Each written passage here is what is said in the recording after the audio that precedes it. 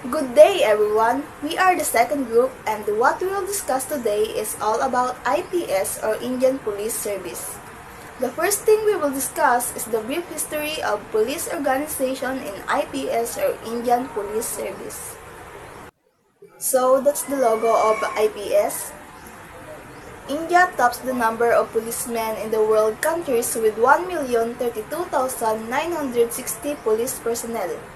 USA is the second largest force in the world with 941,132 police officers. UK and France come 9th and 10th respectively. However, considering the population of the country, India has only 0.956,206 per 1,000 people and comes 47th in the world countries, while UK with 2.4871 per 1,000 people stand at 34th position. So, India may pinakarakang bilang kapulis sa bilog nga kalibutan, pero kung population na basihan, mas raka na ang UK kaysa sa India. Kaya ang India ay ka-34th position lang. It replaced the Indian Imperial Police in 1948, a year after India became independent from Great Britain. India's independence was not a single event but a complex process driven by potent combination of nationalist aspiration, effective leaderness, strategic non-violent resistance, Britain's post-war weakening, and the opportunity reality of religious division. Along with the Indian Administrative Service or IAS and the Indian Forest Service or IFOS, the IPS is the one of three all-India services. Its cadre can be employed by both the union government and the individual states. The service is not the force itself but provides leaders and commanders to staff the state police. Its members are the senior officer of the police. The Bureau of Police Research and Development are responsible for research and development of the police force of India. Indian model of police organization is an example of multiple and organized decentralized policing. So, decentralized means that power, control, or authority is spread out among many different people or groups rather than being concentrated in one central place. Unorganized decentralized policing refers to fragmented or poorly coordinated system where law enforcement authority is spread among various local and regional entities without a central unified command structure. In sharp contrast to the British principle of policing by consent, India follows policing by law. Policing by consent means police officers are regarded as citizens in uniform. They exercise their power to police their fellow citizens with the implicit consent of those fellow citizens. And the policing by law naman, police means power is vested on state by law. Each state has its own police force whose top echelon are filled by officers of Indian Police Service, which is a central service. Many analysts have commented that the Indian Police Act of 1861, which was brought into force immediately after the First War of Indian Interdependence in 1857, war based on distrust of Indian officers and was aimed to ensuring strict control over the Indian population. Even after attaining independence, successive governments did not try to change the basic character of Indian police force. So, the Police Act of 1861 aimed to reorganize the police force in India and enhance its effectiveness in crime prevention and detection. Next is the organizational mandate. So, Vision: to be a service that is honest, inclusive, transparent, and responsive to the community. Ang data nga mission is serbisyo sandanganes, ra ti ginatago kag responsibo sa komunidad.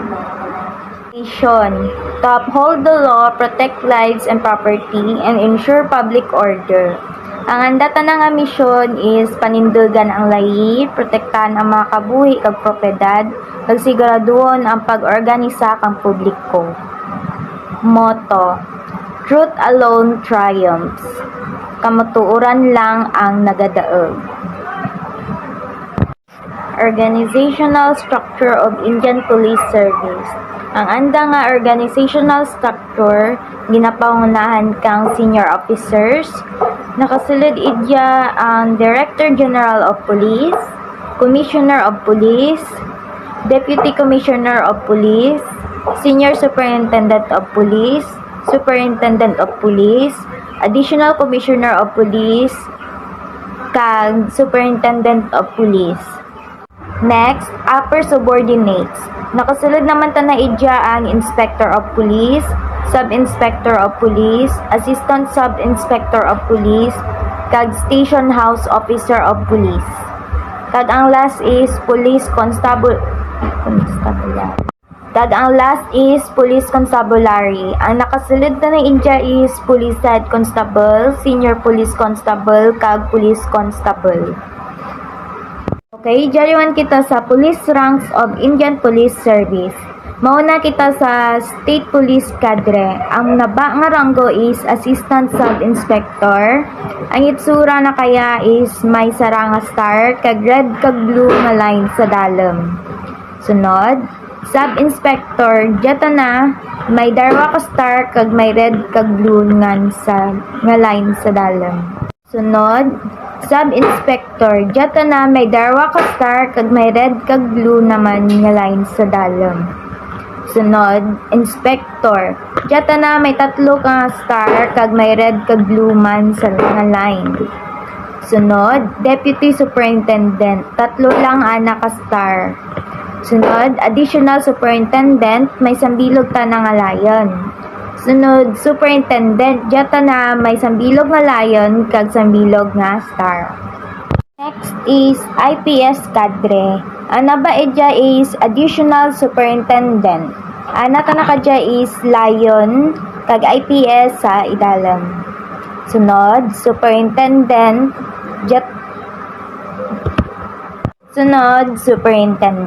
dito na may sarala nga lion, sarang star, kag IPS sa dalem.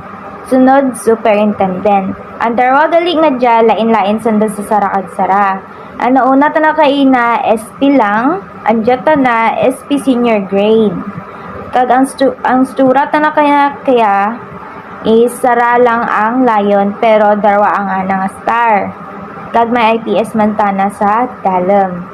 Sunod, Deputy Inspector General. Ana ta na kadya, sara lang ang lion, tatlo ka star, kag IPS man sa dalem. Sunod, Inspector General. Sara lang man ana nga star. May espada kag stick or batuta sa dalem. Kag same man kaina, may IPS man sa dalem. Last, Director General of Police or kag Additional Director General of Police. Dito na sara lang ang lion, may espada kag batuta sa dalem. Same man sa tanan nga may IPS. Okay, dyan kita sa ranks of police kang Indian Police Service. Ang taas nga rank is DGP or Director General of Police. Tas panaog. Next, ADGP, Additional Director General of Police. Sunod, IGP, Inspector General of Police. Sunod, DIGP, Deputy Inspector General of Police. Sunod, SSP, Senior Superintendent of Police. Sunod, SP, Superintendent of Police. Sunod, ASP, Additional Superintendent of Police. Sunod, DSP, Deputy Superintendent of Police. Sunod, PI, Police Inspector. Sunod, API, Assistant Police Inspector. Sunod, SI, Sub-Inspector. Sunod, ASI, Assistant Sub-Inspector. Sunod, HC, Head Constable. Sunod, Lance Knight. Kag ang last, Constable. Amo dya ang naba nga rank. Indian Police training and qualifications vary depending on the role. Indian Police Service IPS officers undergo a comprehensive 2-year training program, including basic training at LBNSAA in Missouri, and further training in the Sardar Vallabhbhai Patel National Police Academy (SVP-NPA) in Hyderabad. State police forces have their own recruitment and training processes, often include basic training followed by specialized courses.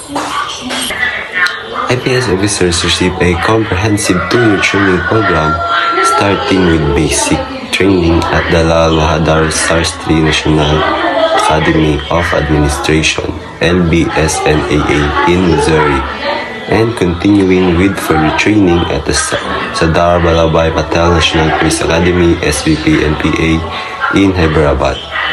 State police forces have their own distinct recruitment and training processes, but typically involves basic training and subsequent specialized courses. Indian police training is a comprehensive process involving the Sardar Vallabhbhai Patel National Police Academy (SBNPA) in Hyderabad. For IPS officers, it includes various courses and training programs in the state, UT, CAPTs, and CPOs levels. The training focuses on the theoretical knowledge and practical skills, including weapon handling, tactical training, and crisis management. There are also specialized courses on the topic like OSINT, blockchain investigation, and counterterrorism response. The Indian police also collaborate with various countries for capacity building program, including training counterterrorism, interrogation techniques, and crime scene investigation. Indian Police Service requirements. First, you must have a degree certificate. Second, you must at least 21 years old. Third, you must be physically fit. Fourth, the height for males requires 165 centimeters and for females is 150 centimeters. Fifth, you must pass the 3-stage pattern CAST preliminary exam and board mind exam. Police agency and performance. It is argued that the Indian Evidence Act creates conditions in which police personnel cannot operate with efficiency and dignity in investigation and criminal prosecution.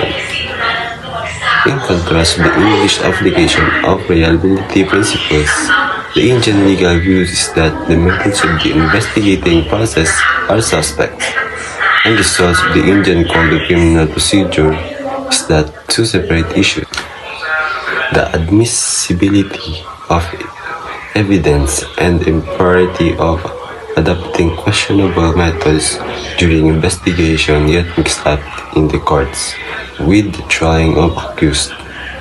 The high percentage of acquittals and the large number of witnesses who commit perjury and deplored, it is suggested that the magistrate paid closer attention during the investigation in order to check all practices at an appropriate stage.